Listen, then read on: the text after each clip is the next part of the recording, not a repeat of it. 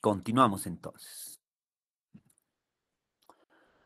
Si alguien, por favor, me puede confirmar con la presentación, se ve, cambia. Buen día, ingeniero. Sí se ve y se le escucha claro. Gracias, me parece que era Gary, ¿no? Gracias, Gary. Bueno, entonces habíamos quedado en esta parte, ¿no? Eh, Estábamos en la fase de seguimos en la fase de recolección de datos. Hoy día concluimos con esta parte. Entonces van a tener esta semana más para terminar de conseguir los datos mínimos, ¿no? Eso es lo que estamos viendo. Y a partir de la siguiente semana ya vamos a iniciar con todos los diseños, ¿no? Bueno, entonces habíamos hablado de esto. Estoy retrocediendo un poquito para retomar donde habíamos quedado.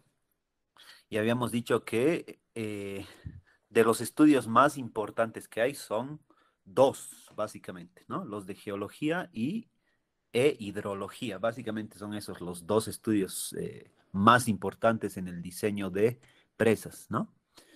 Bueno, para el caso de la geología y la geotecnia, habíamos dicho que deben hacerse estudios exhaustivos, tanto en el lugar donde va a ser el cierre, que generalmente va a ser en un lugar, en algún valle que tenga forma en B, eso con el objetivo de minimizar la longitud que va a tener la corona, ¿no? El coronamiento, la presa. Ese es el objetivo de buscar estos valles estrechos, ¿no?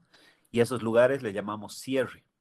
Entonces ahí se debe hacer una geología a detalle para ver la calidad que va a tener la roca que nos va a servir de fundación, ¿no? Si no es roca, más importancia tiene la geología, ¿no? Para ver si ese determinado suelo, esa serie de depósitos, van a ser adecuados, ¿no? Luego decíamos hay que hacer la geología del vaso, es decir, del lugar donde se va a embalsar el agua, a fin de ver la presencia de fracturas, suelos permeables, todo aquello, y planificar las posibles pérdidas por infiltración que habrían en el vaso y buscar soluciones de una posible impermeabilización, ¿no? Y por último, hay que hacer la geología de los bancos de préstamo. Entonces, esto significa en los lugares donde exista potenciales fuentes de materiales de construcción, también debemos hacer estudios geológicos, ¿no? Las técnicas son varias.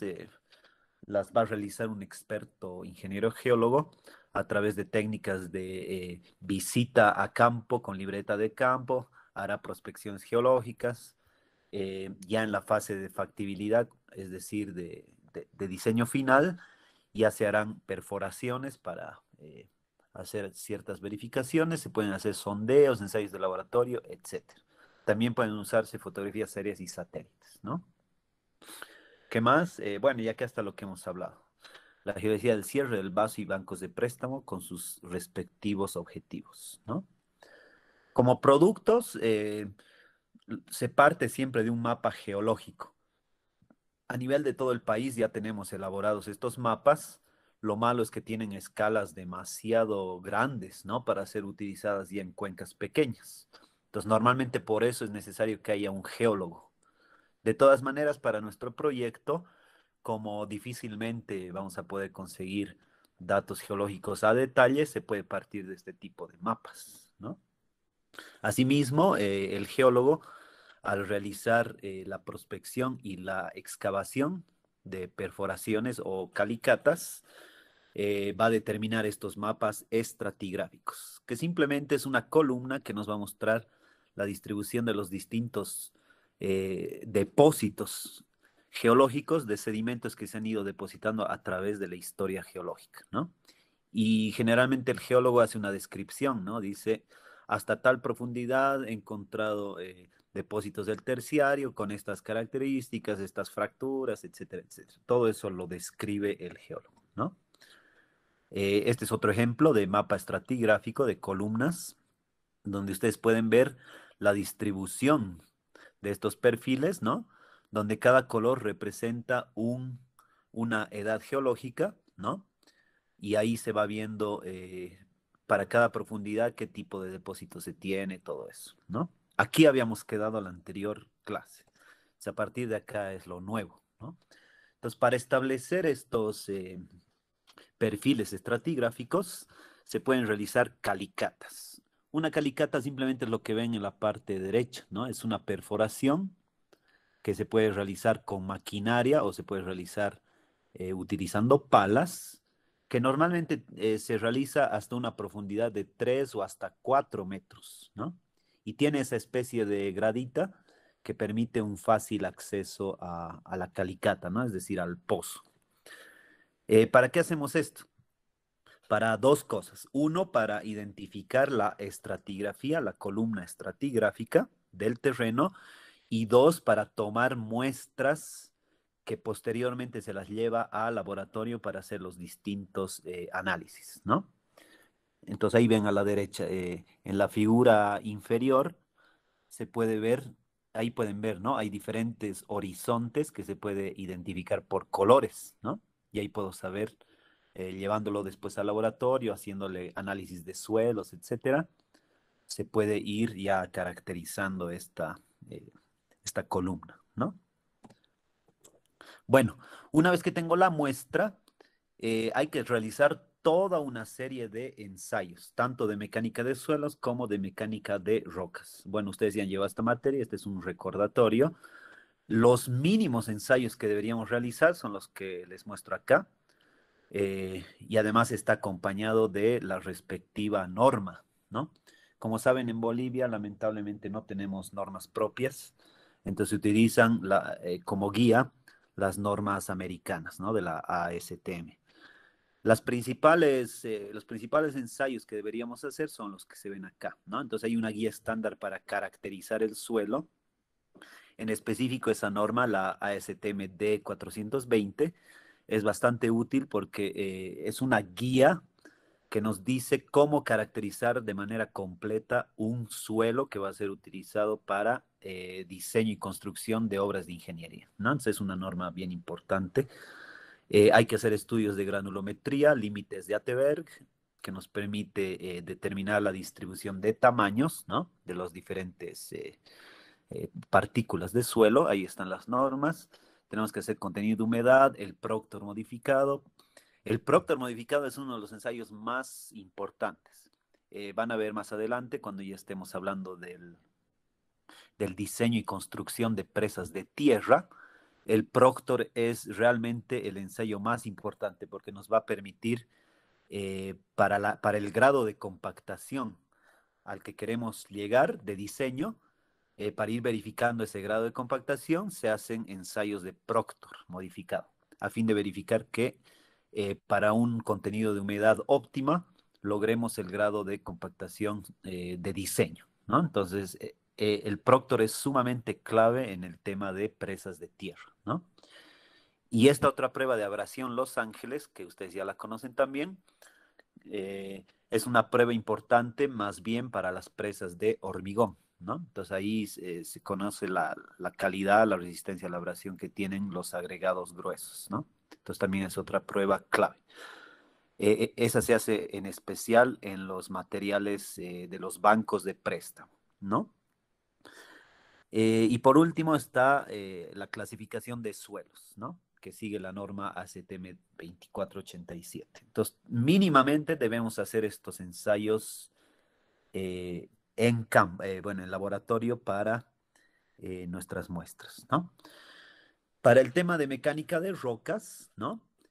Bueno, acá se complica un poco más el análisis, pero en general sabemos que la calidad que va a tener una determinada roca va a depender de varias propiedades o varios factores, ¿no? Primero, de las propiedades de la matriz rocosa, de la frecuencia y tipo de discontinuidades, con esto me estoy refiriendo a posibles aberturas, fracturas en la roca, el grado de fracturación, tamaño y forma de los bloques que conforman el macizo, las propiedades hidrogeológicas, el grado de meteorización, ya sea física o química, y el estado de tensiones en la roca, ¿no? Todas estas son características que deberíamos determinar. ¿Cómo se determinan esas características? A través de ensayos normalizados también, ¿no? Bueno, De estos ensayos, los más importantes son los que les muestro acá. Habrá que hacer un ensayo de compresión simple para ver la resistencia a compresión de la roca. Ahí está la norma. ¿Cuál es la diferencia entre el primer y segundo ensayo? Van a ver más abajo que dice ensayo de carga puntual o ensayo de Franklin. Básicamente, el ensayo de compresión simple y el de Franklin, ambos miden la resistencia a compresión de la roca. ¿Cuál es la diferencia? Que el primero se hace en laboratorio y el segundo se hace en campo, ¿no? Entonces, normalmente en la fase preliminar, en la fase de planificación, probablemente lo más adecuado es sacar muestras y llevarlas al laboratorio y hacer un ensayo de compresión simple. Pero más adelante, cuando ya estamos en la fase de construcción, a lo mejor va a ser requerido en algunos casos hacer pruebas de compresión directamente en campo, ¿no? Entonces, en ese caso podemos usar el ensayo de Franklin. También se puede hacer el ensayo triaxial cuando ya se quiere conocer no solo resistencia a la compresión, sino al corte, ¿no? Se puede hacer, hay otra prueba que es el ensayo brasileño, que también es un ensayo de resistencia a la tracción en in situ, ¿no? El ensayo triaxial se hace en laboratorio para el caso de corte. El ensayo brasileño es un ensayo de resistencia a la tracción en el caso de directamente hacerlo en sitio, ¿no? Y finalmente están las pruebas, que estas son sumamente claves, son las pruebas de permeabilidad, que hay de dos tipos. Está la prueba de permeabilidad de Lujon, que esta se hace en roca dura, o roca sana también se dice, ¿no? Que son macizos rocosos sin presencia de fracturas. Y está la prueba de permeabilidad de Lefranc, que nos permite medir permeabilidades en suelos o roca fracturada que van a tener mayores coeficientes de permeabilidad, ¿no? Necesariamente hay que hacer estas pruebas porque, como ustedes saben, ¿cuáles son los motivos por los que colapsa una presa? Principalmente son tres, ¿no? Es por un mal diseño de la estructura, o sea, puede fallar por, no sé, si es el caso de una presa de tierra, puede fallar por haber adoptado malos taludes, aguas arriba o aguas abajo, que haga que falle, ¿no? Existe un deslizamiento de ese talud artificial, ¿no? Esa es una, una forma en la que podría fallar una presa de tierra. Otra forma es por efectos naturales, que ya es un sismo, por ejemplo, ¿no? Si se está construyendo una presa en una zona sísmica y se produce un sismo de gran magnitud, puede también causar la falla de la estructura. Y la tercera causa, que en realidad es la más frecuente de todas las causas, la causa más habitual de falla en presas es justamente por el tema del agua, ¿no? Eh, ¿Qué es lo que puede producir el paso del agua, ya sea a través del cuerpo de la presa o por debajo de la presa? Puede producir tres o cuatro cosas, ¿no? Puede producir incremento en la presión de poros, y si se incrementa la presión, estoy generando solicitaciones adicionales en el interior o por debajo de la estructura que puede hacer que falle, ¿no? Por generar presiones excesivas. Primero. Segundo, puede generar el lavado de los finos, ¿no? De material fino y por lo tanto el sifonamiento, ¿no? Puede generar la pérdida de resistencia de la estructura. ¿Se dan cuenta? Entonces, peor todavía, si he diseñado de manera incorrecta la altura total de la presa y en algún momento el agua pasa por encima de la presa, puede producir cargas hidráulicas superiores a las que uno había previsto, ¿no? ¿Se dan cuenta? Entonces, el tema del agua y de reducir al máximo la permeabilidad de la roca y el suelo es uno de los factores claves para evitar que exista colapso de nuestra presa, ¿no? Entonces, por eso estos dos ensayos, los que he puesto al final, yo diría que son los más importantes para evitar catástrofes, ¿no?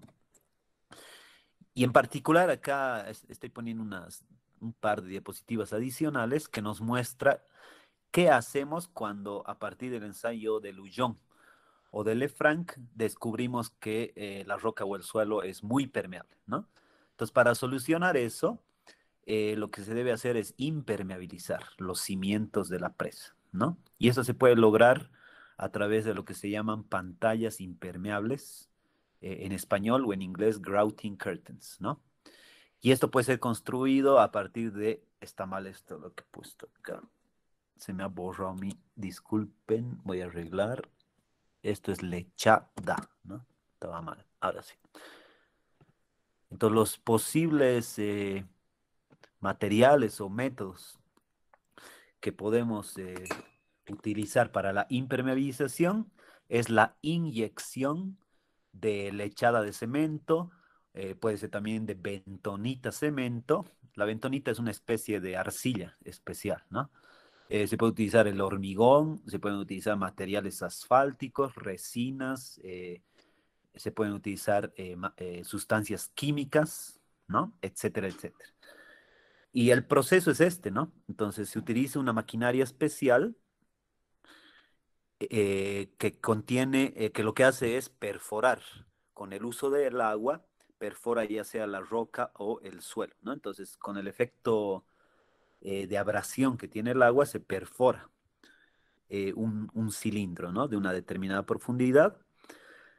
Una vez que se ha logrado hacer esa perforación inicial, ya se va inyectando, ya sea lechada de cemento, bentonita, etcétera, etcétera, hasta, bueno, se llena ese pozo, esa perforación que se hizo, se la llena de ese material de inyección y se repite este procedimiento varias veces en diferentes columnas, ¿no?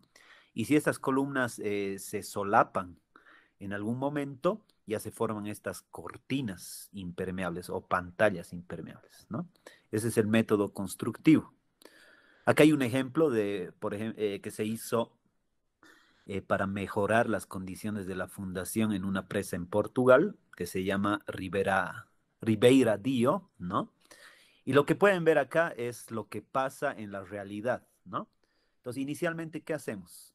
Diseñamos, fíjense, acá tengo un valle en V, donde el terreno natural o la roca natural es la que vemos acá, donde dice natural ground. Ese es el terreno natural que teníamos inicialmente, ¿no? Entonces, en esa zona de cierre, ese valle en V, lo que hacemos es diseñar, ¿no? La longitud total que va a tener nuestra presa y se diseña hasta dónde vamos a ingresar con la fundación, ¿no? Entonces, como pueden ver, inicialmente en un diseño inicial se tiene esta línea punteada, que es la profundidad hasta la que vamos a construir las fundaciones, ¿no? Luego, ¿qué se hace? Esto es inicialmente, ¿no? Hemos dicho que hay varias fases en la planificación y diseño de una presa, entonces inicialmente se va a tener en un estudio de identificación, se tendrá ese diseño. Posteriormente hay que ir a campo a hacer estudios geológicos más detallados y ahí podemos descubrir que se tienen, por las condiciones geológicas, se pueden tener malas condiciones de suelos, ¿no? En este ejemplo de esta presa que les menciono, se descubrió, por ejemplo, que en este estrato, este que está con color amarillo, se presentaban horizontes de suelos con altos grados de consolidación. O sea, se tenía todavía suelo o roca no consolidada y se esperaba que al construir la presa se iba a producir la consolidación, ¿no?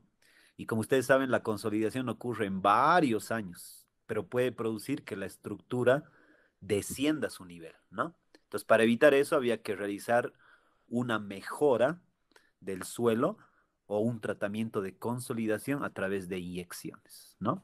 Y ahí se llegaba a la, como pueden ver ahí, esta línea en color rojo, que lo que nos está mostrando es las zonas donde se iba a realizar las inyecciones a fin de mejorar el tema de la consolidación.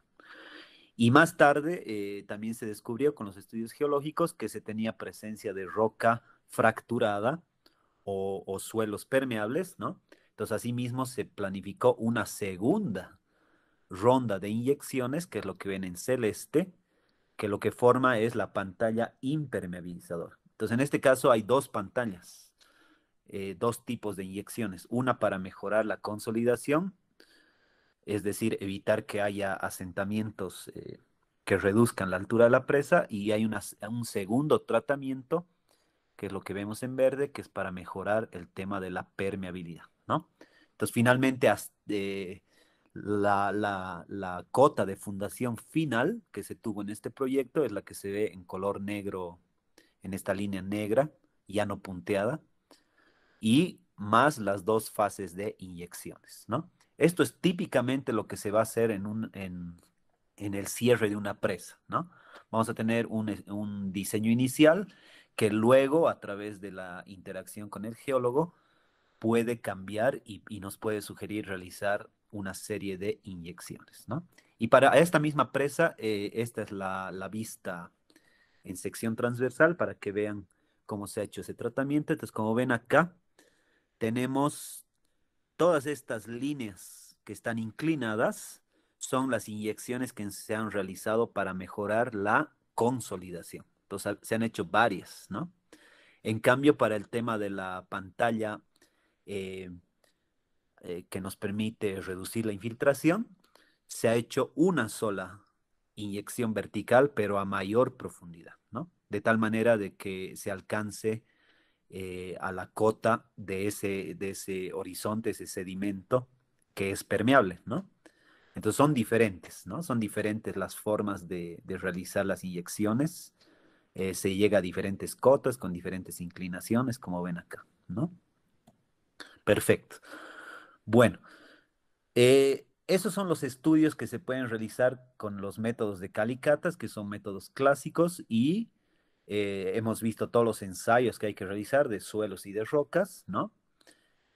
Finalmente, además de ello, podemos utilizar técnicas no destructivas, ¿no?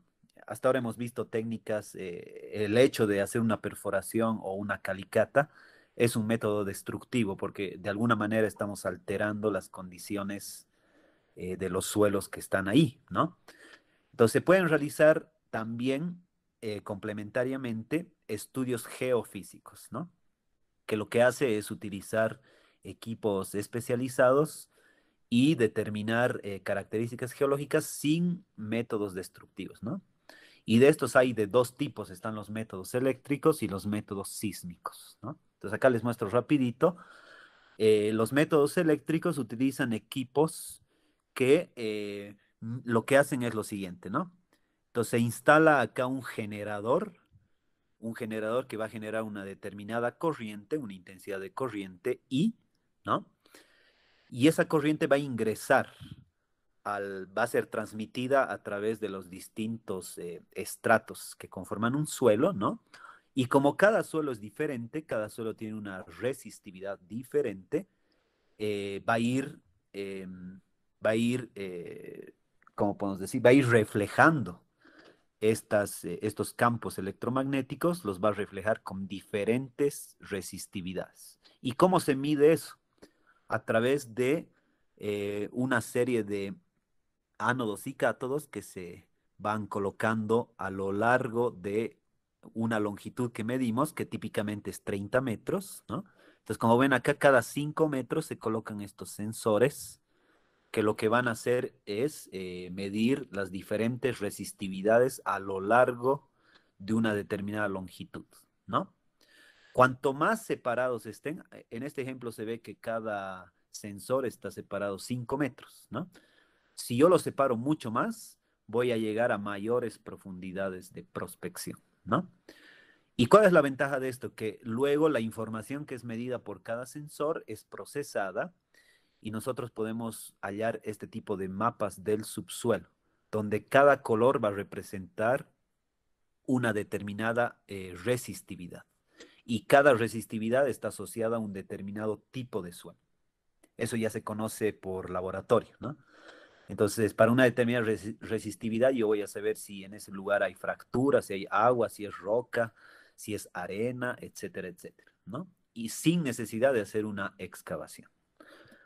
Este es un ejemplo para una presa, ¿no? Entonces puede hacer tanto en el suelo de fundación como directamente sobre una presa.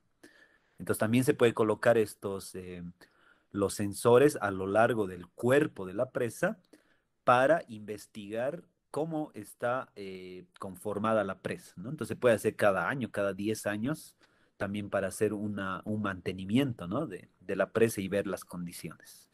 Entonces este es un ejemplo de una presa de un estudio geofísico con el método eléctrico que se hizo en una presa en España, ¿no? Entonces aquí se puede ver y otra vez, a través de esos sensores se puede generar este mapa con escala de colores, ¿ven? Y cada color le corresponde a un valor de resistividad medida en ohms, ¿no? Y a cada color está asociado a alguna característica. Por ejemplo, acá pueden ver este verde limón, dice núcleo arcilloso.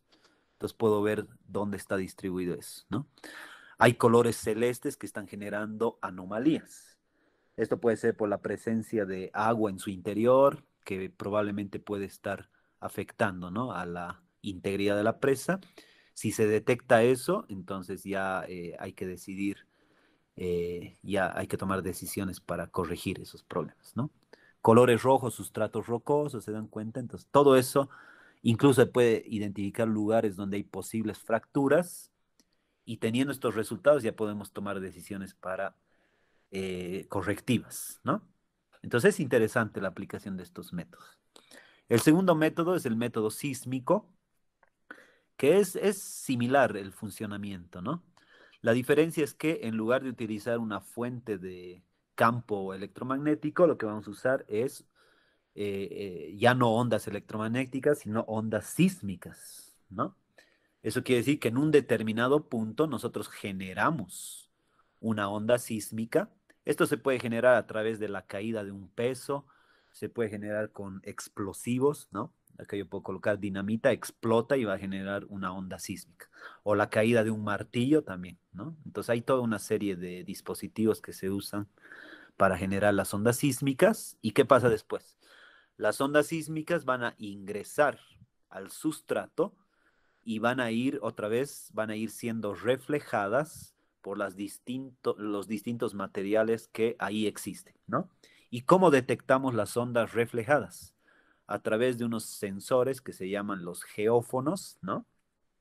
Y a través, y bueno, y todas estas señales detectadas por el geófono o los geófonos van a ser finalmente almacenadas en un sismógrafo, que es el aparato que va a ir detectando todas estas señales, ¿no? Y a partir de eso, nuevamente, podemos generar un mapa con una escala de colores que nos va a permitir identificar para distintas profundidades las velocidades de propagación. Y estas velocidades de propagación, si se las procesa, nos permite determinar parámetros elásticos del subsuelo, es decir, ya las propiedades mecánicas del suelo, ¿no? Esa es la gran aplicación que tienen los métodos sísmicos. Entonces, como ven, tanto el método eléctrico como el sísmico tiene grandes ventajas. Sin embargo, estos estudios los deben ser realizados por expertos que conozcan cómo funciona el método y cómo se interpretan los resultados, ¿no? Que generalmente va a ser un geólogo. De todas maneras, tenemos que conocer eso, ¿no? Bueno, y por último están los estudios de sismicidad, que esto se refiere a la identificación de las zonas donde existen amenazas por terremotos, ¿no? En Bolivia, la institución encargada de hacer estos estudios es el Observatorio San Calixto, como ustedes saben, ¿no? Siempre que existe algún sismo, temblor, terremoto, etcétera, en Bolivia, la institución que nos da la información de qué magnitud y qué profundidad tuvo ese sismo es el Observatorio San Calixto. Entonces ustedes pueden ingresar a esta página que les he dejado acá y ahí van a encontrar mapas como el que está presentado en esta diapositiva, que fíjense, dice mapa probabilístico de amenaza sísmica para Bolivia, ¿no? Donde el periodo de retorno es de 475 años, hay una probabilidad de excedencia del 10%, etcétera, y en función a eso se generan ya estos mapas en escala de colores, donde cada color corresponde a una aceleración generada por un determinado temblor, ¿no? Y esa aceleración, que generalmente es un porcentaje de la aceleración de la gravedad, es la que utilizamos cuando hacemos los diseños de estructuras sismo resistentes, ¿no? Entonces ustedes pueden entrar a esta página, a ver, yo voy a entrar rapidito, simplemente, a ver, tal vez para ver algunos detalles, aquí está, ¿no? Entonces, si ustedes entran a ese link que les dejé, les va a llevar a la página del Observatorio San Calixto, donde sale este mapita. A ver, y si yo lo abro, ven, aquí se puede ver con mayor detalle, ¿no? O sea, aquí están los colores, por ejemplo, el amarillo corresponde a una zona donde se tiene aceleraciones de 20% de la aceleración de la gravedad, ¿no? Si yo multiplico 9,81 por 0,2 es más o menos 2 metros sobre segundo al cuadrado, ¿no? Esa sería la aceleración en el sentido horizontal que nos va a generar solicitaciones adicionales en una determinada estructura, ¿no? Entonces, a partir de este mapa se puede generar, si ustedes ubican el sitio de la presa, pueden ver si está ubicado en una zona de alto riesgo de sismicidad o no, ¿no? Y ahí se decide si es necesario tomar alguna medida, ¿no? Si ustedes pueden investigar esto, aquí están todos los detalles de cómo, qué hace el observatorio, qué tipo de boletines genera, etcétera, etcétera, ¿no? Esto ya lo pueden ver ustedes. Listo. Eso es lo que tenemos acá entonces. Perfecto. Bueno, y para concluir esta parte de geología y geotecnia, acá les dejo algunas fuentes de información que podemos utilizar para obtener nuestros mapas geológicos y demás, ¿no? He puesto en primer lugar cuál es la fuente principal. En todo proyecto, si algún día les toca trabajar en una presa, la principal fuente de información, por supuesto, va a ser lo que nos dé el ingeniero geólogo, especialista. Esa es la fuente primaria que uno debe buscar. Aunque tengamos mapas y demás, esas fuentes no son tan adecuadas como las que va a ser un ingeniero geólogo en campo.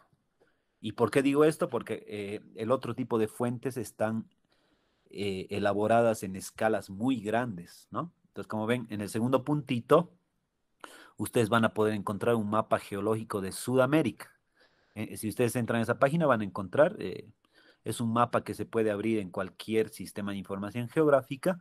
El problema es que está en escala 1 a 5 millones, que para una determinada presa puede ser muy grande, ¿no? Entonces, en ese caso es mejor contratar un ingeniero geólogo que nos va a elaborar un mapa a una escala más adecuada para el sitio de la presa, ¿no?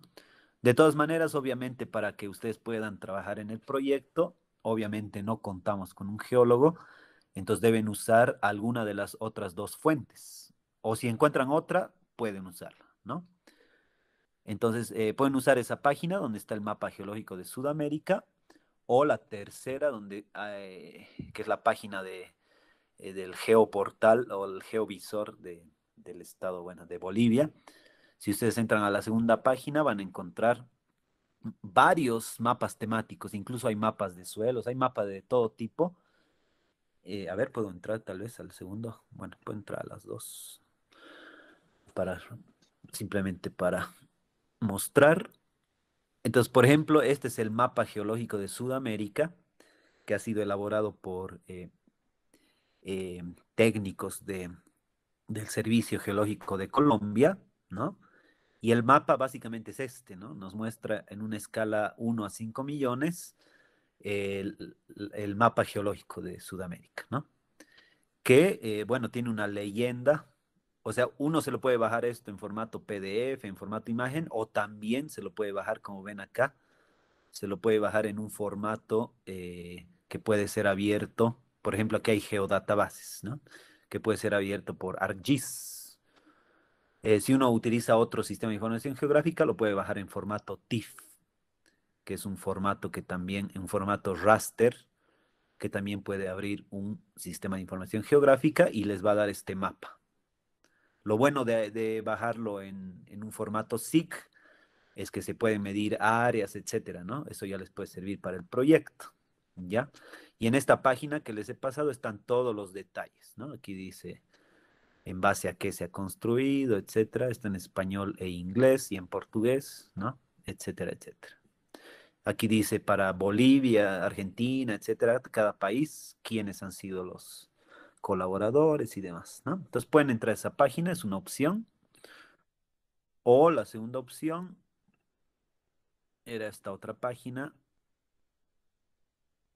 que nos la abre aquí. Aquí está, ¿no? Si ustedes entran a la segunda página, es la página de GeoBolivia, donde uno puede buscar a través de esta lupita, puede buscar algún tipo de mapa o también hay un catálogo, ¿no? Se puede entrar al catálogo y buscar ahí, ¿no? O, a ver, directamente acá si yo coloco geología, por decir, si coloco geología, buscar, aprieto la lupita, ¿no? Y aquí también nos va a salir, aquí está, ¿ven? Aquí, por ejemplo, dice mapa geológico de Bolivia. Incluso hay mapa de sinclinales, anticlinales, fallas geológicas, o sea, hay cosas interesantes aquí, ¿no? Entonces, digamos, entro a mapa geológico de Bolivia, aquí me da una visión, una previsualización de cómo es el mapa, y aquí está para descargar, ¿no? Entonces dice, también se puede entrar a la página de Sergeotecmin, que son los que elaboran estos mapas, nos dice qué categoría, etcétera, y acá está para descargar, ¿no? Technical Information, aquí está. Tipo de representación vectorial, o sea, deben ser polígonos seguramente, en formato shapefile, y de acá se lo pueden descargar directamente de esta página, ¿no? Yo ya lo he descargado, entonces ustedes también pueden descargar, no tiene fallas, aquí está, descargar, ¿ven? Lo pueden descargar. Entonces, esas son otras dos fuentes, pero yo a estas las llamaría fuentes secundarias, ¿no? Porque obviamente tienen escalas mucho más grandes, ¿no? La principal fuente siempre será el ingeniero geólogo. Para el caso del proyecto, como es académico, podemos usar alguna de estas dos, ¿ya? No hay ningún problema. Listo. A ver, entonces hasta aquí.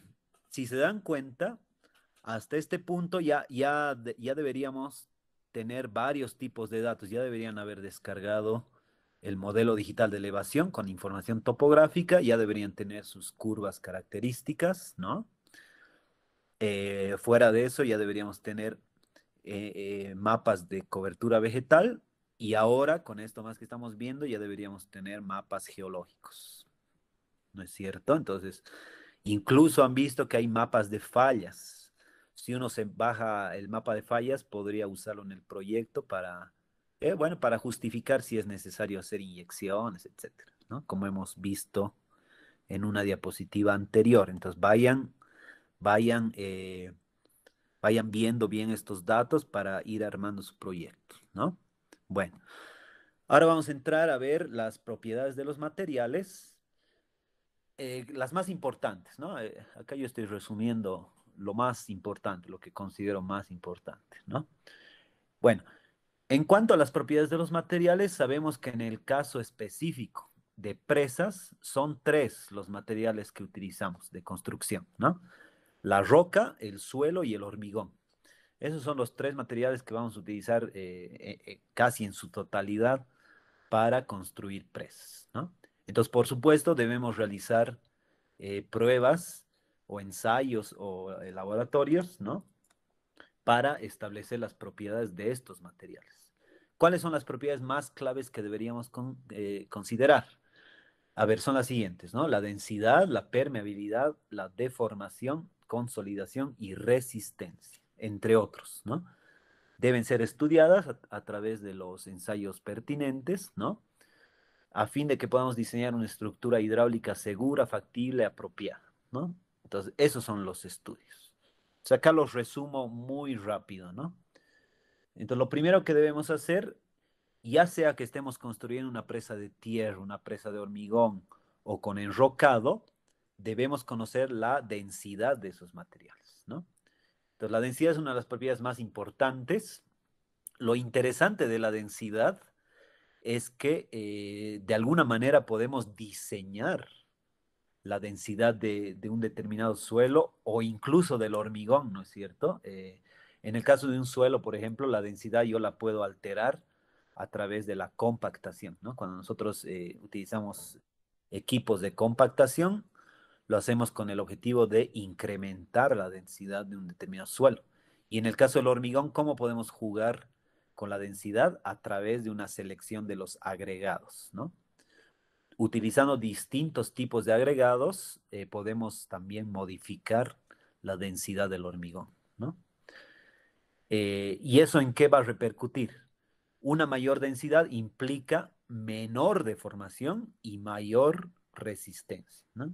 Entonces, por eso es importante jugar con estas variables, ¿no?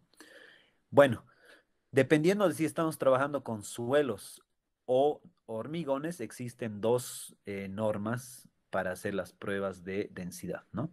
Está la norma ASTM 4254, que es para nos especifica el método para medir densidad de suelos, y está la ASTM C138, que es para densidad del hormigón, ¿no?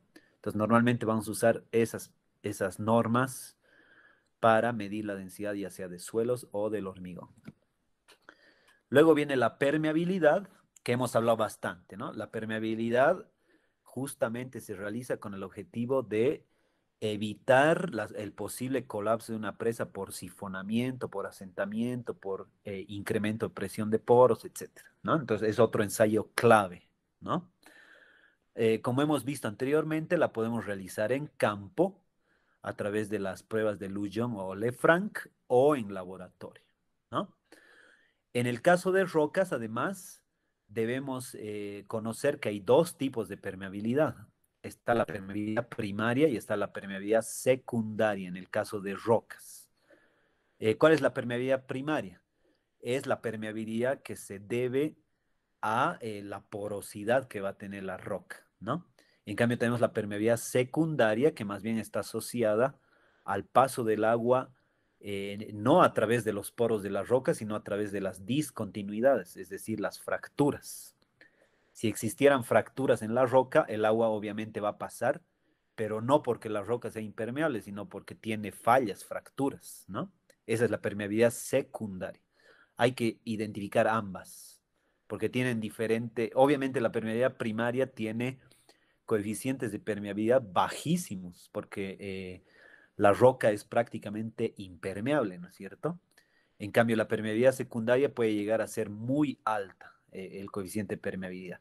En esos casos, si descubro que tengo alta permeabilidad secundaria, ya deberé pensar en inyecciones, ¿no? De lechada de cemento, bentonita, etcétera, etcétera, ¿no?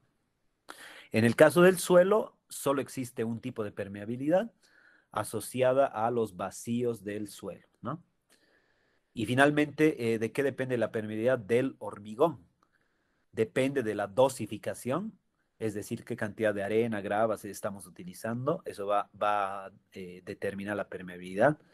También depende del grado de compactación, debemos hacer un adecuado vibrado, ¿no? del hormigón a fin de también distribuir adecuadamente nuestros agregados. Depende del curado del hormigón y también puede depender de la presencia de microfracturas resultantes de los ciclos de temperatura y humedad que se presenten, ¿no? Si tenemos también presencia de sulfatos en el hormigón, como ustedes ya han visto en otra materia, en tecnología del hormigón, también los sulfatos pueden generar microfracturas, ¿no? Por eso a veces se hace todos estos ensayos químicos en el cemento y en los agregados para ver que estén libres de sulfato, ¿no? Los sulfatos pueden generar microfracturas. Entonces, todos esos ensayos que ya han visto en tecnología del hormigón también deben ser usados en el caso de presas si se construyen de hormigón, ¿no? Bueno, y aquí están las normas ACTM, tanto para el caso de suelos como para el caso del hormigón, ¿no? Otro ensayo que hay que realizar es la prueba triaxial con dos objetivos, ¿no? Bueno, antes de la triaxial empezaré por esto. Otra propiedad clave, ya hablando de las propiedades mecánicas que van a tener los materiales, es lo que llamamos el módulo de deformación, ¿no? Y este módulo de deformación puede determinarse para un suelo, para una roca o para el hormigón, aplicando, aplicando pruebas de compresión bajo condiciones de confinamiento. ¿En qué consiste esto? Como vemos acá, a la derecha tengo una probetita cilíndrica, ¿no? Entonces lo que se hace es sacar una muestra cilíndrica de este tipo, que puede ser suelo, roca o hormigón, ¿no? Y lo que vamos a hacer es confinar esta muestra y aplicarle tensiones de compresión, ¿no? Esfuerzos de compresión a través de la máquina universal, ¿no? ¿Qué es lo que va a pasar? Cuando nosotros vayamos comprimiendo, vamos a tener un esfuerzo principal sigma 1 y como está confinado, se genera un esfuerzo principal sigma 3, ¿no? Y si nosotros graficamos la siguiente gráfica, que se llama la curva esfuerzo de formación completa, ¿no? Si graficamos en el eje X la deformación y en el eje Y la diferencia entre las tensiones principales 1 y 3, que todo eso se puede medir en laboratorio, vamos a obtener esta gráfica de esfuerzo de formación, ¿no? Que como ustedes conocen, bueno, esta gráfica nos muestra las zonas donde las deformaciones son elásticas, donde son plásticas. Por ejemplo, en el punto C nos va a determinar el esfuerzo máximo antes de que falle el material. Después tenemos una curva descendente que ya corresponde a una deformación totalmente plástica, donde ya ha fallado el material, ¿no? Y a través de esta curva, ¿por qué estoy colocando esta curva? Porque a partir de esta curva nosotros podemos calcular las propiedades mecánicas principales que va a tener un determinado material, llámese roca, suelo o u hormigón, ¿no? ¿Cuáles son las propiedades mecánicas más importantes? La primera es el módulo de Young, que en realidad el módulo de Young es el módulo de deformación, uno de los módulos de deformación, que lo podemos calcular como tangente o secante. Entonces, ¿qué quiere decir eso? Que si yo quisiera determinar, por ejemplo, para este punto E, si yo trazo una tangente, una recta tangente a ese punto, puedo determinar el módulo de Young tangente. O también lo puedo hacer trazando desde el origen hacia ese punto una línea secante. Y la pendiente de esa línea me da el módulo de Young. Entonces hay dos métodos, ¿no? Está el módulo de Young tangente o el de Young secante. Otro, otra propiedad mecánica que puedo sacar de esta curva es la resistencia a la compresión, que obviamente es el punto C. Quiere decir la máxima tensión admisible antes de la falla, ¿no? Podemos calcular el índice de fragilidad, que simplemente lo que nos está asociado a la pendiente que va a tener la rama descendente una vez que ha fallado el material. Si esta pendiente no es demasiado pronunciada, se dice que el material es dúctil, ¿no? En cambio, si es bastante pronunciada, es decir, que rápidamente cae, estamos hablando de un material ya frágil, ¿no? Entonces también es otro módulo de deformación. Y también podemos calcular el coeficiente de Poisson, que lo que nos da en realidad nos indica el grado de ensanchamiento o de estiramiento que tiene la sección de la probeta cuando lo sometemos a esfuerzos de compresión, ¿no? A partir de eso puedo calcular el coeficiente de Poisson. Entonces, todos estos ensayos, como ustedes ya los han visto en otras materias, se realizan utilizando la máquina universal de compresión, ¿no? Que, bueno, nosotros la tenemos en el Instituto de Ensayos de Materiales, ¿no? Entonces, a partir de este gráfico ya podemos generar todas estas propiedades mecánicas, ¿no? Y asimismo, realizando la prueba triaxial, ¿no? Eh, podemos también establecer la resistencia al tercer tipo de esfuerzo, que es el esfuerzo cortante, ¿no? Esto es especialmente importante en presas de tierra, ¿no? Entonces, como ven acá, normalmente en presas de enrocado y hormigón, al tener grandes coeficientes de fricción interna, normalmente van a tener altas resistencias al corte, ¿no? El enrocado y el hormigón. Sin embargo, en estructuras construidas de tierra, de materiales sueltos, es más probable que falle la estructura, ¿no? Entonces ahí es donde es predominante este ensayo de resistencia al corte, ¿no? Y como ustedes saben, en realidad la resistencia al corte es función de dos cosas: la fricción entre partículas y el grado de cementación, es decir, la cohesión entre partículas, ¿no? Y esto lo podemos realizar a través del ensayo triaxial, que lo que hace es esto simplemente, ¿no? Realizamos el ensayo triaxial cambiando el esfuerzo normal, ¿no? De compresión, y también variando las condiciones de confinamiento a la muestra. Eso nos permite ubicar varios círculos de falla de Moore, ¿no? graficando los esfuerzos principales 1 y 3, y eso generalmente se puede ajustar a una recta.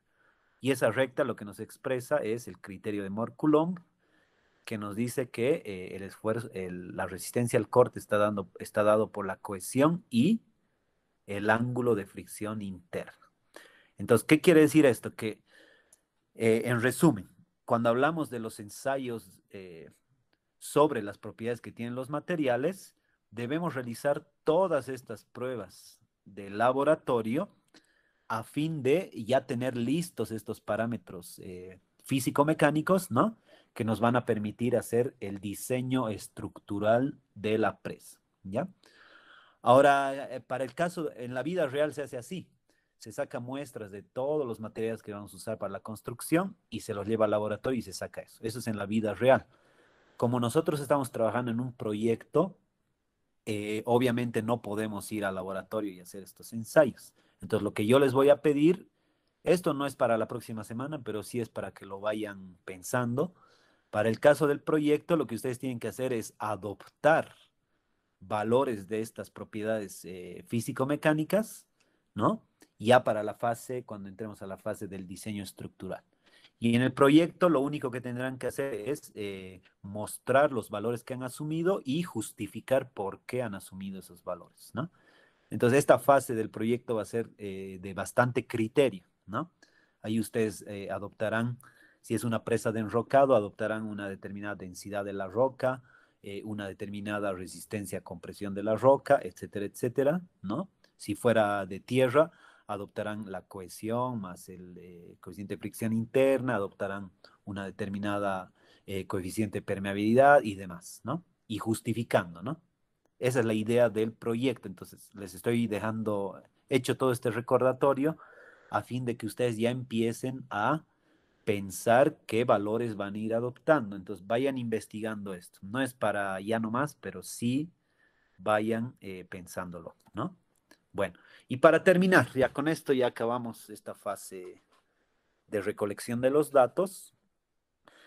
Entonces, finalmente, debemos conseguir toda la información hidrometeorológica. Acá me estoy refiriendo a variables hidrológicas, que es el caudal, obviamente, y las variables meteorológicas, que hay varias, ¿no?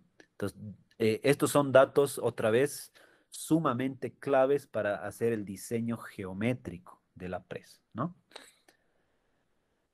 Entonces, dependiendo de la fase en la que nos encontremos, van a ser requeridos distintos tipos de datos, ¿no? Por ejemplo, en la fase de planificación, o sea, cuando uno está en el proceso de concebir la posibilidad de hacer una presa, esa es la planificación.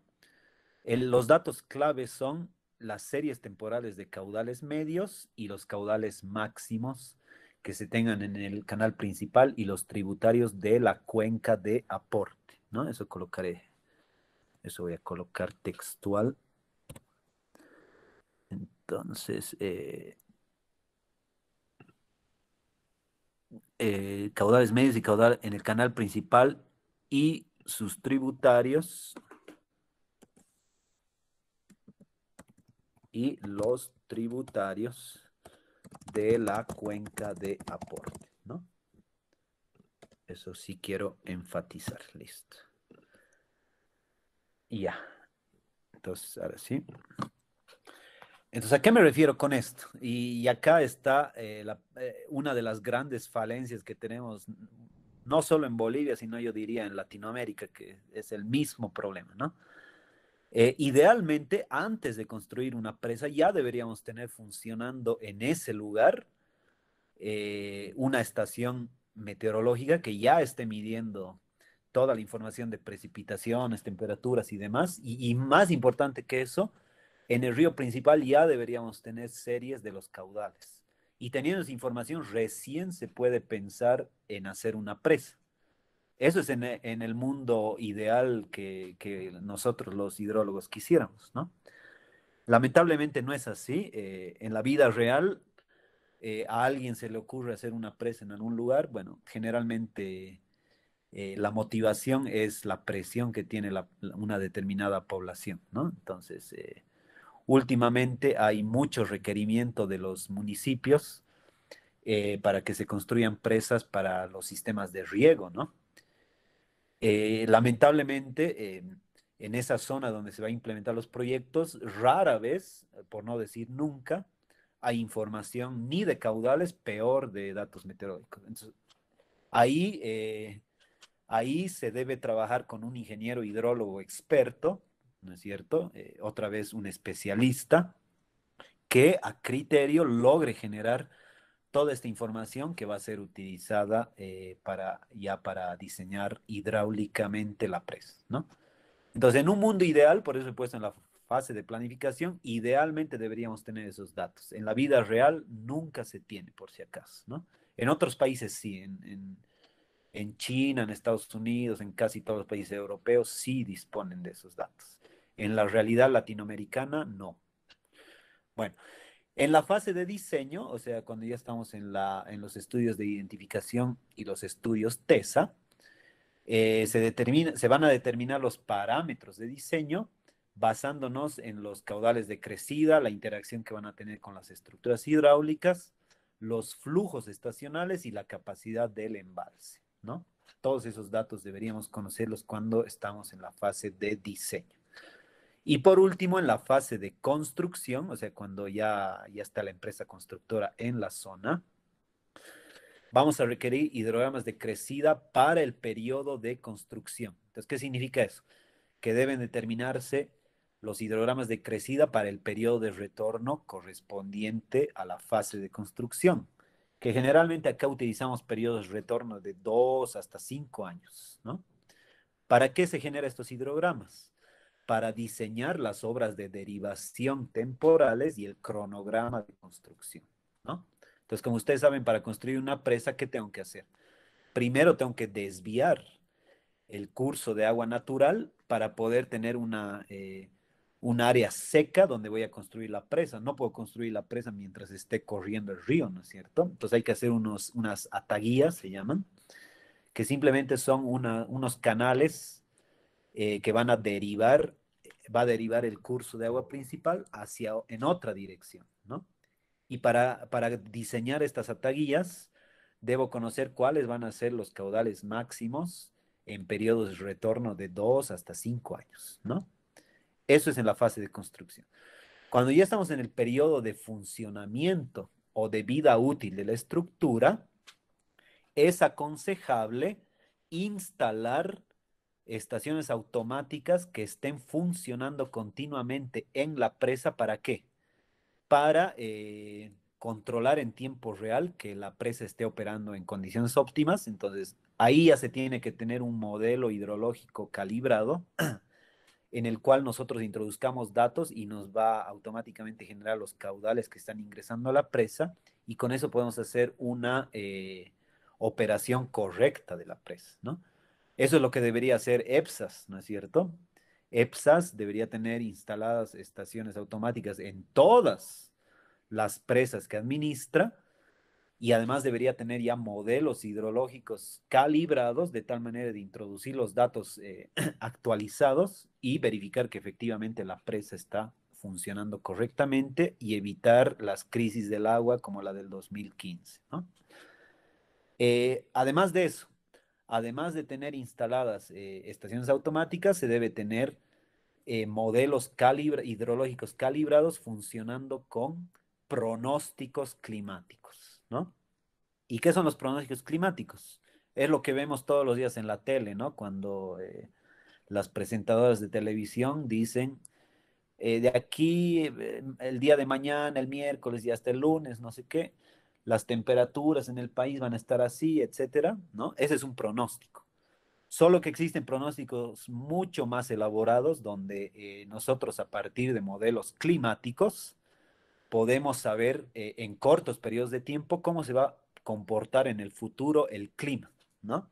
Y si nosotros tenemos pronósticos, ya modelos climáticos de pronósticos ya establecidos, podemos alimentar nuestros modelos hidrológicos y en tiempo real podemos saber cómo se va a comportar la hidrología de la cuenca. Y eso nos permite tomar decisiones informadas acerca de cómo administrar correctamente la presa, ¿no? Yo les comento de esto, he visto, me he quedado impresionado cuando estuve en Japón. En todas las presas que tienen en Japón tienen un centro, o sea, ahí no son pequeñas casetitas o refugios o simplemente estaciones automáticas, sino que en cada presa tienen un centro de monitoreo donde trabajan ingenieros, especialistas, ¿no? Y continuamente están monitoreando desde esos centros de control, están monitoreando todo lo que está pasando en la cuenca que abastece a la presa, ¿no? Y ahí ustedes pueden ver radares, se puede ver modelos climáticos de pronóstico funcionando en tiempo real, y como ya tienen sus modelos calibrados, les muestran, uno le pregunta, a ver, de aquí a 5 días, ¿cómo va a estar funcionando la cuenca? Y automáticamente con el modelo ya saben. Dicen, los niveles en la presa van a subir tanto, pero nosotros vamos a abrir el vertedero. O sea, ya está todo totalmente planificado, ¿no? Eso para mí es como debe funcionar una presa, ¿no? A fin de evitar inversiones posteriores para tratar de salvar crisis de agua, ¿no? Ese es mi criterio, o sea, les comparto cosas que he visto también, ¿no? Bueno, ¿qué más? Entonces, a fin de contar con una buena base de datos hidrológica, yo les recomiendo lo siguiente, esto es en base a mi experiencia, ¿no? Primero, debemos obtener información hidrometeorológica. ¿A qué me refiero cuando digo esto? Información de, bueno, cada una de esas letras significa algo, ¿no? Debemos tener información de P, precipitaciones, temperaturas, humedad relativa, velocidad del viento, que es V chica, R, que es la radiación solar, la evaporación y los caudales, etcétera, etcétera, porque hay más variables, pero yo considero que estas, 1, 2, 3, 4, 5, estas 7 son las más importantes. Entonces, inicialmente, cuando iniciamos un proyecto de presas, debemos tratar de conseguir la mayor cantidad de información posible. ¿De dónde?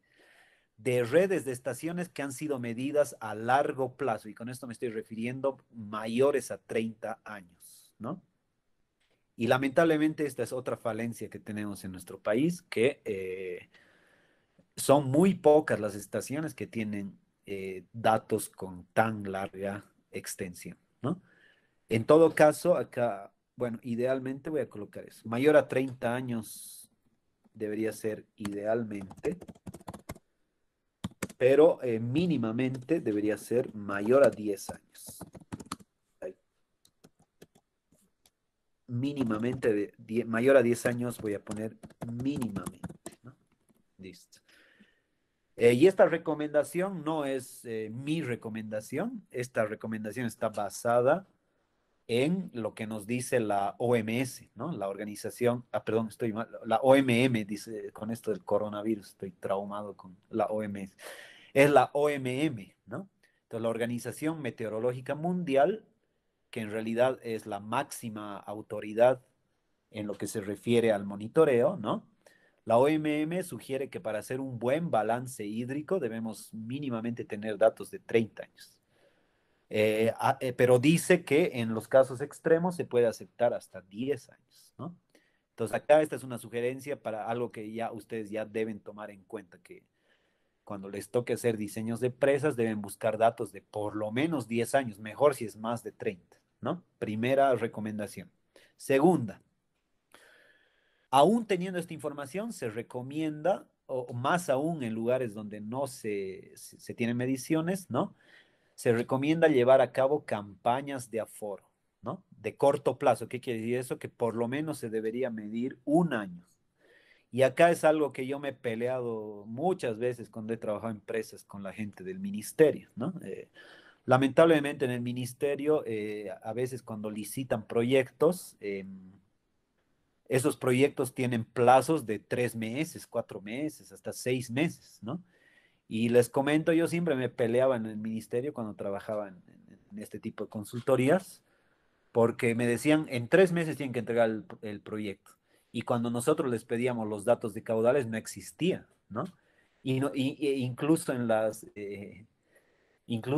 los términos de referencia se pedía que hagamos aforos, ¿no? Es decir, mediciones de caudal en la cuenca. Pero imagínense, Si un proyecto dura 3 meses, ¿ustedes creen que con los datos de 3 meses de aforos vamos a poder hacer una buena medición? No. Imagínense que el proyecto inicie, no sé, en agosto. Tendría que medir agosto, septiembre, octubre. Ahí estoy midiendo apenas 3 meses del año hidrológico, ¿no? Y ustedes ya han visto en hidrología, los caudales a nivel anual son altamente variables, ¿no? No es lo mismo el caudal que tenemos en la época seca que en la época húmeda. Mínimamente debería tener mediciones de un año de caudales para tener un resultado decente, ¿no?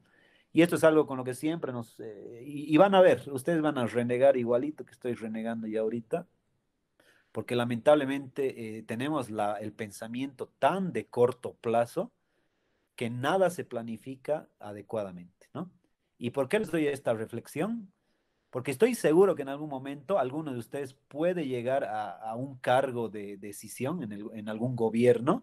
Entonces, acuérdense de mí, acuérdense un día y digan, este ingeniero que tanto fregaba decía que es mejor medir antes. Acuérdense de eso.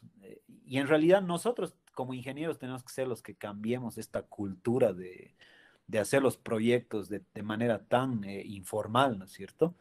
Un proyecto bien hecho debería mínimamente planificarse para un año, ¿no? De tal manera que la empresa consultora tenga el tiempo de medir los caudales por lo menos un año, por lo mínimo que se podría pedir, ¿no?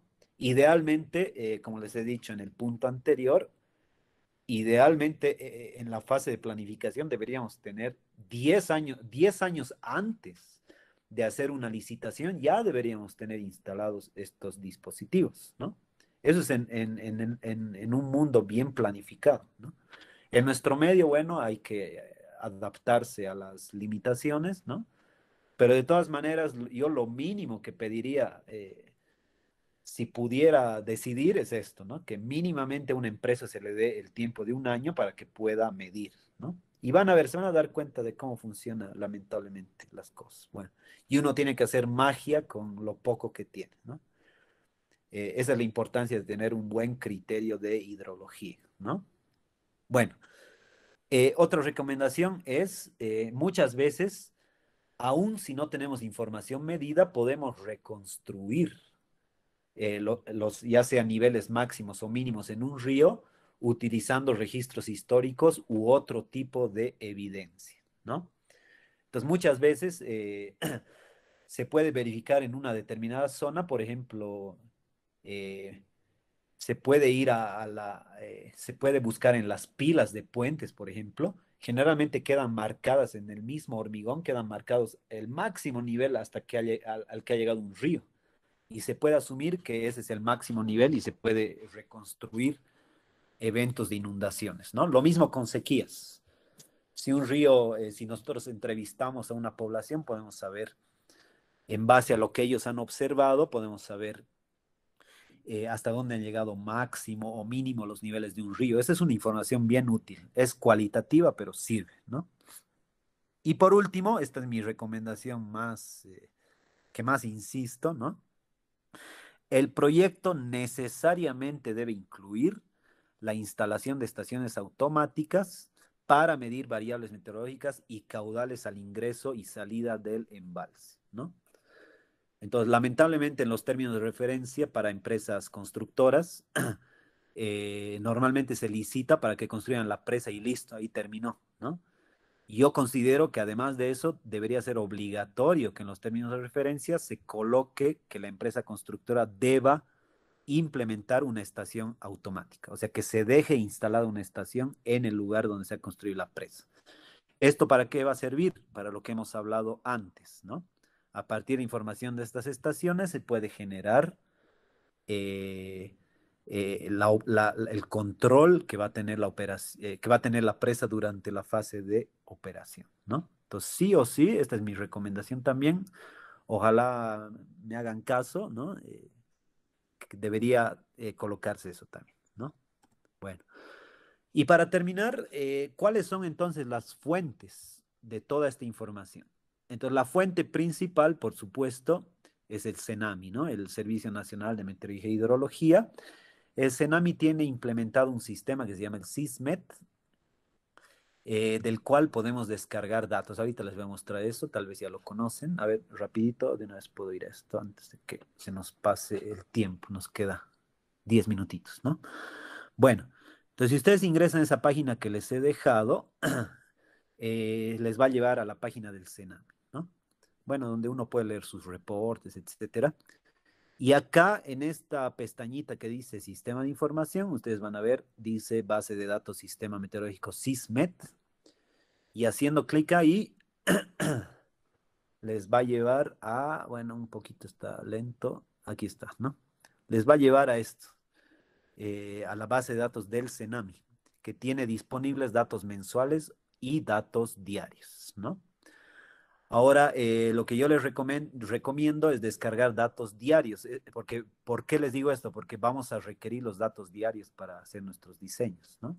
Pueden descargar también los mensuales, pero principalmente los diarios. Si me voy a datos diarios, lo que me pide este sistema es seleccionar una estación, ¿no?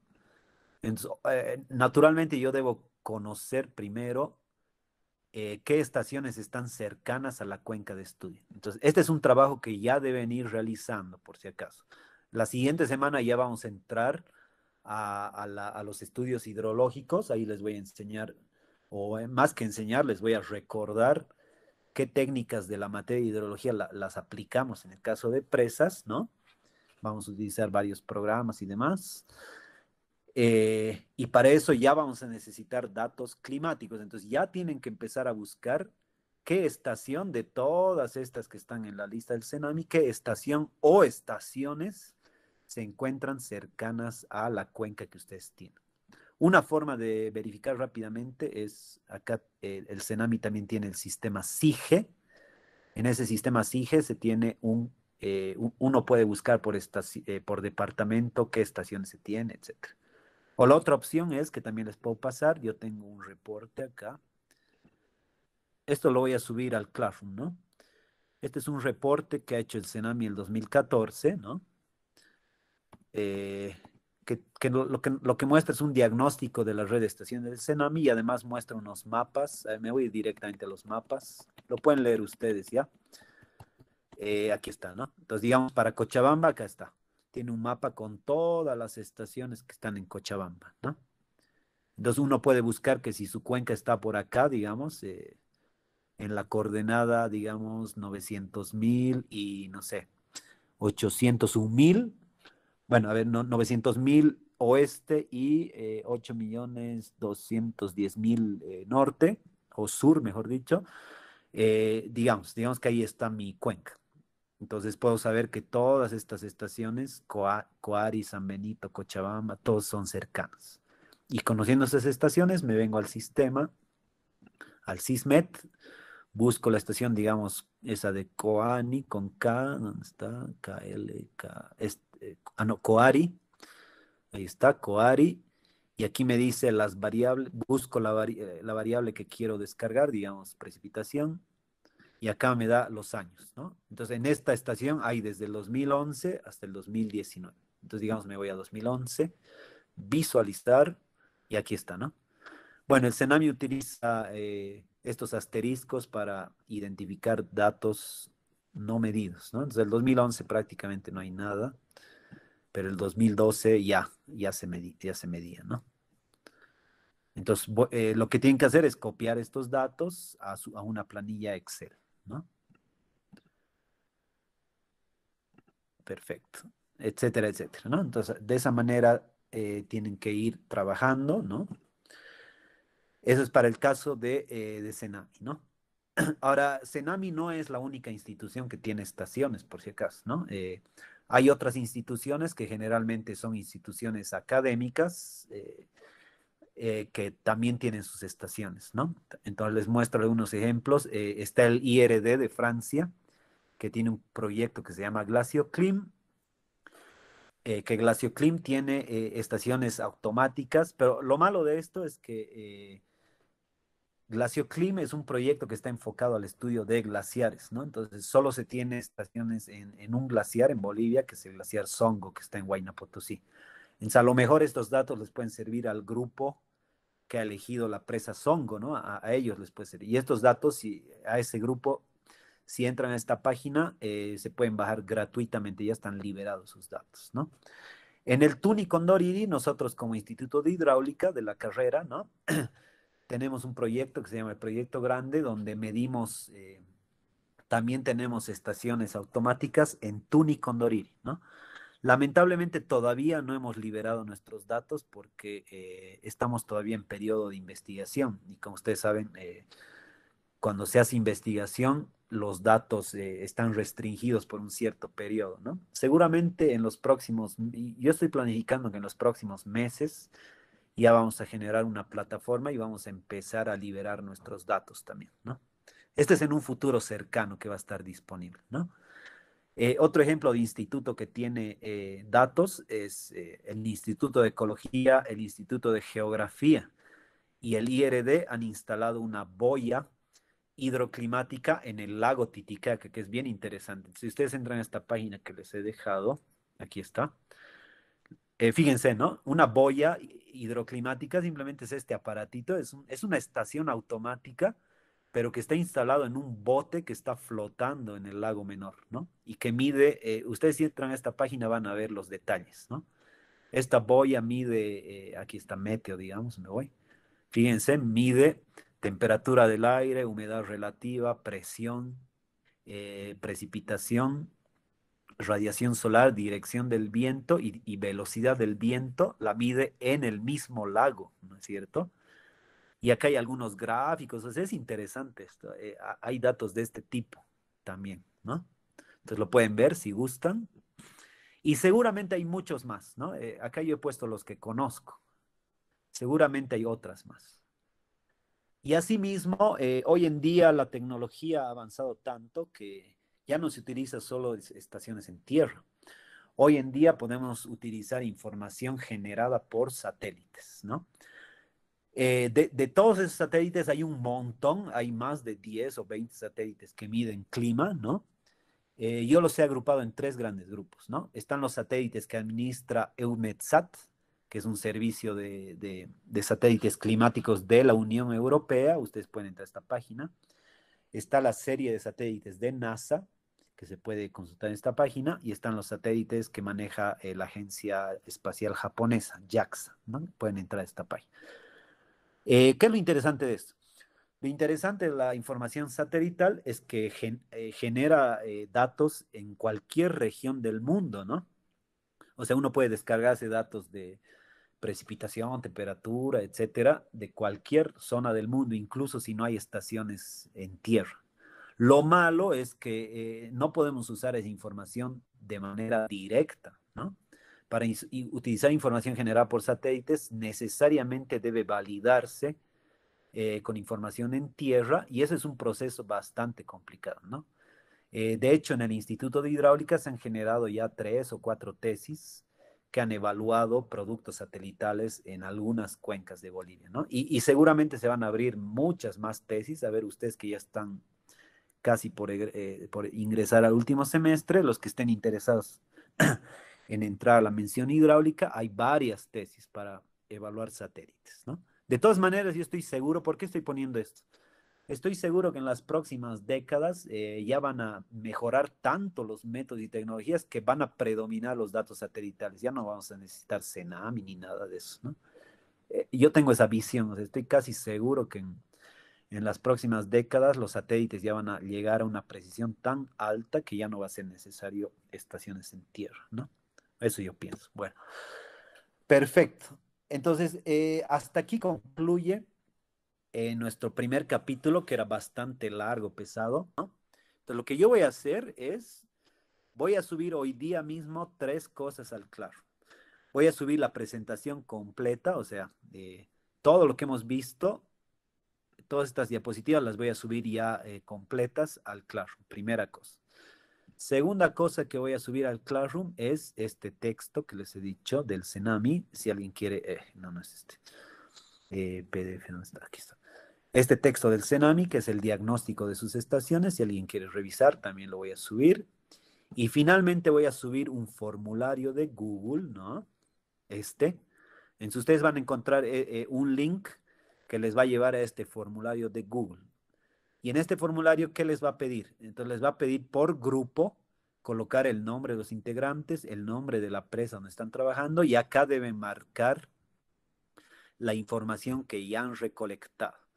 ¿Cuál es la información mínima que ya deberían tener hasta el próximo lunes? Topografía que les he pedido hace tiempo, entonces deberán marcar. Ya deberán tener construidas sus curvas características, ¿no? Ya deben haber hecho la delimitación de la cuenca y la red de drenaje, mapas temáticos, es decir, mapas de suelos y cobertura vegetal, información geológica y lo que hemos visto hoy día, información hidrometeorológica. Entonces, lo que vamos a hacer, yo voy a subir este formulario para que ustedes lo llenen hasta el próximo, el plazo para llenar este formulario va a ser hasta el domingo de esta semana, ¿no?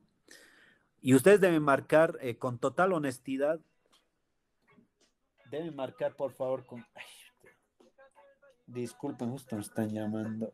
Denme 2 segunditos. Mil disculpas. Ya. Hasta el domingo, con total honestidad, hasta dónde han llegado, ¿no? Y en función a eso, yo les voy a dar hasta máximo una semana más, es decir, 15 días ya para completar la información. Ahora, esta es mi recomendación, o sea, ustedes ya en 15 días ya deberían tener toda la información y el avance de lo que vamos a hacer la siguiente clase. Eso es lo que les conviene. El que obviamente no me esté haciendo caso, no esté avanzando, bueno, allá ustedes que les va a pisar el tiempo y cuidado, cuidadito. O sea, les estoy advirtiendo con tiempo. Cuando ya lleguen los plazos donde yo ya les diga que hay que entregar el Avísame proyecto cuando y la termine. defensa, ahí sí yo me vuelvo el más Sí, emplumado que se ingeniero, puede está imaginar. O sea, despidiéndose, no sigue. voy a aceptar proyectos atrasados. Si uno no logró completar hasta donde se tenía que hacer y en la defensa no me lo Una muestra, bueno, se despedida larga. atrasará en la defensa, etcétera. Por eso es que cada semana yo les voy diciendo hasta dónde tienen que ir avanzando. No se descuiden, por favor, estoy avisando con muchísima anticipación, ¿no?